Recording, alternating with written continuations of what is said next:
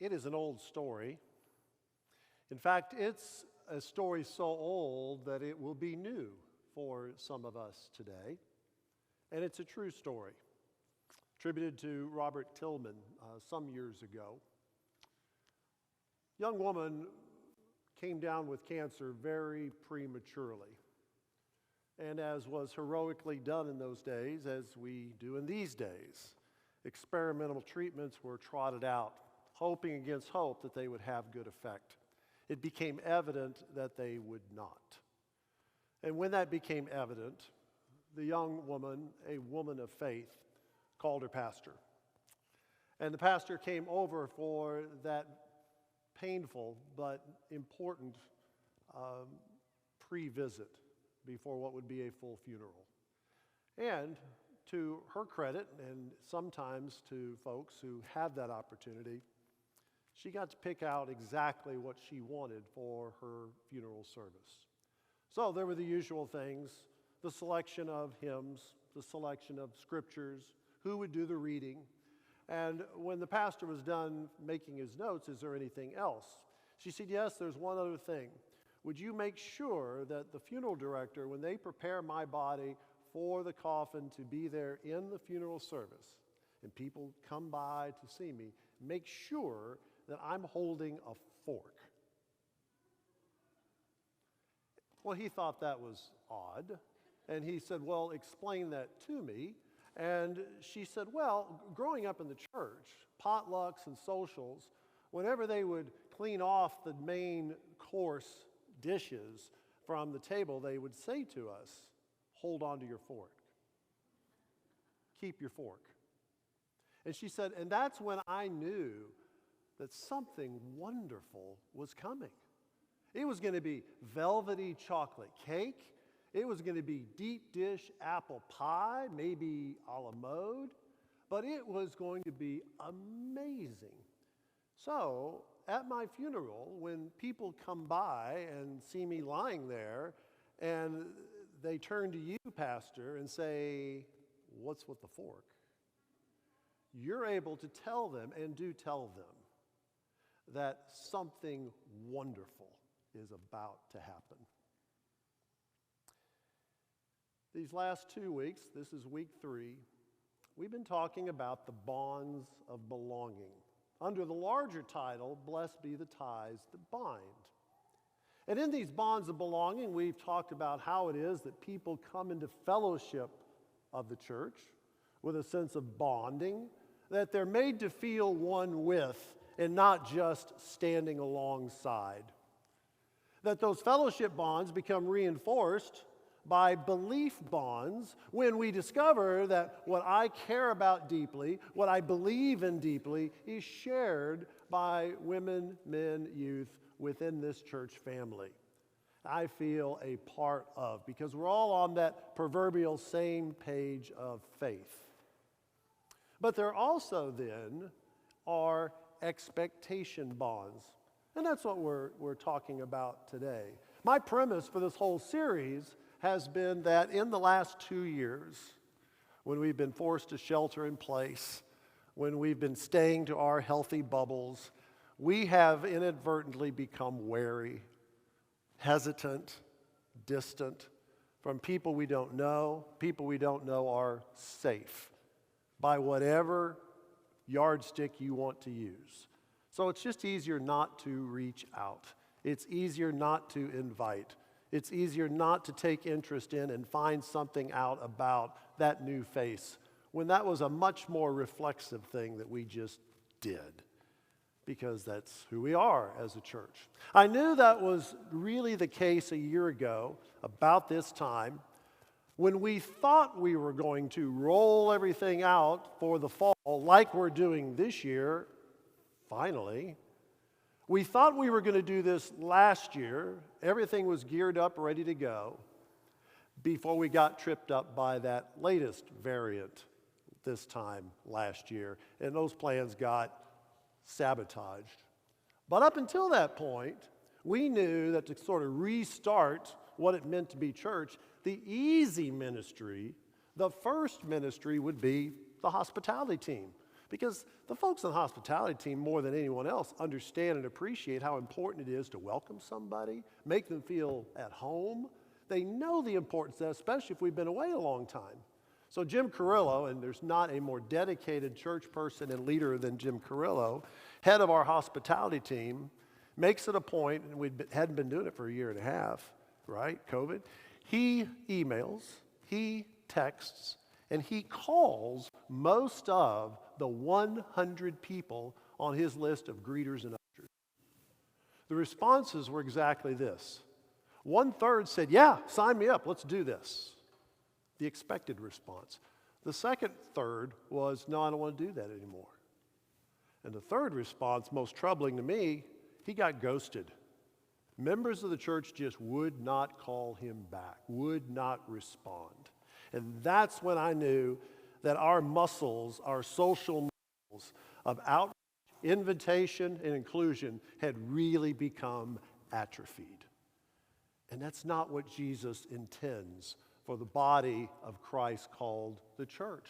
It's never been that way. God built us to be relational. God put us in a garden of perfection, talked to Adam, that first human creature, and said, it's not good that people be alone. And so, God to Adam created a second human creature who was complementary, alike but different. And they were perfectly suited to each other because, and in spite of, their differences. And God pronounced all of that very good. And in addition to that relationship, God set in motion from the very beginning expectations. This is your garden. Here's yours to take advantage of. Here's what you touch, and there's what you don't touch. We broke that one pretty quickly. Fast forward, that expectation was carried forward when God lifted the people of Israel out of slavery from Egypt, led them by salvation through water to a promised land, and ratified that expectation of who God is in relationship and who other people are, starting with our families, in expectation. We called it the Ten Commandments. And that would carry forward for another 1,300 years until Jesus consolidated the 10 to 2. You'll love God and you'll love others. That was expectation. That was relationship. And that carried forth throughout Jesus' brief ministry. He is killed, he is resurrected, but the expectation carries chapter 1. Here in Acts chapter 1, before the Pentecost event, before the Spirit comes down and animates the believers, moves them into a whole nother plane of relationship with God and one another, Jesus tells his disciples this. Chapter 1, verse 6 of the Acts. As a result, those who had gathered together asked Jesus, Lord, are you going to restore the kingdom to Israel now? Listen what Jesus says. It isn't for you to know the times or the seasons that the Father has set by his own authority. Rather, you will receive power when the Holy Spirit has come upon you, and you will be my witnesses in Jerusalem, in all of Judea and Samaria, to the end of the earth. Do you hear what Jesus did with the pronouns? Lord, will you restore the kingdom, make things right now? They wanted to sit by as spectators and watch him make it happen. That's called spectator Christianity. And there's a lot of that running around in the world. But Jesus turns it around and says, no, you will be my witnesses. You will be the avenues of relationship. You will be the avenues of my expectations in Judea, in Samaria, where you really don't want to go, and ends of the earth where you've never been before. That somehow in God's economy, this expectation of relationship works best through the body called the church. Now, in our great Catholic heritage, our great Catholic tradition, and those of you, and there are a lot of you who are former Catholics, but it is all of our heritage. In the great Catholic heritage, there always have been set apart communities, variously called monasteries, convents, orders, orders of St. Francis, orders of St. Luke, orders of St. Augustine. There are orders. What is common to all of these groupings is an intentionality of life. In fact, they often sign off, literally, on a rule of life that says, over and against how I was raised, over and against how the world around me operates, this is how I will live within this set-apart community. And it has everything to do with prayer and Bible study and communion. It has everything to do with service and love to others unconditionally, however I encounter them. But it is a rule of life that we will live into as an order. In the Protestant tradition, we call that, in its best iteration, membership. That we would pay attention to what Jesus says, that we would pick up a cross, that we would count the cost, that we would live into this ordered, expectant way of life that others can count on, others who we can count on, to be there for one another. When we baptized Ada this morning, when we baptized Greenlee last week, we all took covenant. We all said, by promise, that we'll surround this child in steadfast love, that we'll teach this child the contents of the Old and New Testaments, that we will witness to them love and forgiveness throughout their life until such time she can make a decision about Christ for herself. We call that confirmation. In the Catholic Church, it's called catechism.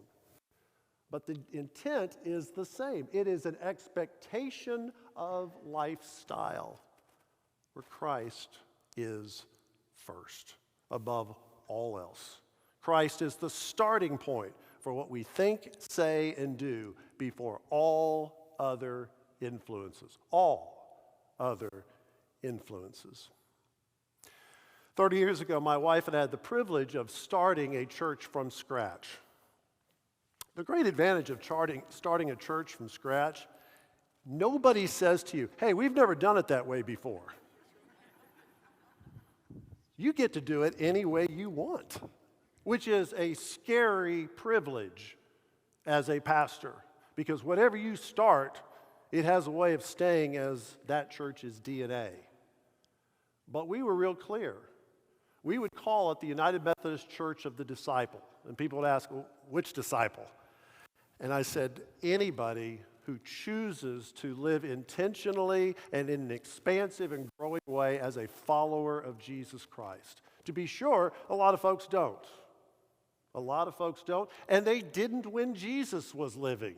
There were always folks on the outside that kind of liked hanging around, enjoyed some of the joy and the overflow effect, but they weren't willing to pick up the cross and follow him. That's always been true. So we simply set early on an expectation of what membership looked like, which looked a whole lot more like the orders or the set-apart ministries of our Catholic tradition. So before we baptized Ada this morning, it was only a few weeks ago that Trevor and Tracy signed a membership covenant, an instrument that I've brought forward since Cammie and I started church. That for a person that wants to join, you fill out a covenant and you actually sign it. And Trevor and Tracy filled out, here's how often I'm going to be in attendance. You can expect that. Here's how much I'm going to give. You can expect that. Here's how often I will pray. You can count on that. Here's where I will serve. You can count on that. And in submitting that covenant, they enter into full membership of First United Methodist Church of Plano. Not something everybody's ready to do, and that is fine. But it's always been my understanding that the expectation bond is strongest when we all who enter into covenant understand I can count on you, and you can count on me. Because we're in the same fellowship, we share the same beliefs, and now we have the same expectation of what we can count on. And that's life-giving. That is spiritually transforming. One of the reasons I have always been such a camp nerd, ever since I was young, is that I just knew there was something special about what happens at camp. Since I got a little older, I've expanded that understanding to realize it's not just camp, it's any retreat setting. It's happened in men's retreats, it's happened in United Methodist Women's retreats, it's happened in marriage retreats that my wife and I have led. Whenever you have a consolidated chunk of time with a given number of people, with a set agenda, and a limited time frame, folks get focused. And within that short period of time, you very quickly move through fellowship to expectation to belief bonds, all within just a matter of days, such that by the end of that retreat, you feel like you are really close to a number of people and really close to God in a way that you wouldn't have experienced it if you hadn't done it together. So when I go to camp, and I go to camp every year, I'll check in with the children's camp, I'll check in with the junior high camp, I'll go to the senior high camp. And one of the things that fascinates me is that at the end of the camp, and sometimes before the end of the camp, they sing a song of expectation. And it must be striking a nerve, because cripes, we were singing that when I was in high school. They sing it at the children's level, junior high level, high school level. They've just gotten a little more animated about it. But they still sing it. Why? Because I think it strikes a nerve of joyful expectation, of aspiration for what we want church to be like all the time. What it feels like to connect God and grace to self-community in ways that aren't just joyful. It's just a lot of fun. We sing the song, I'm Not a Singer. Is there anybody here that might be able to help me with that song? Anybody? Anybody? Oh, I see some hands in the back. Well, come on down here. We need your help. These are my friends who have been through camp since elementary school, and they know the song. And like I said, it's morphed since I was in elementary camp. How's that go, y'all? Show us.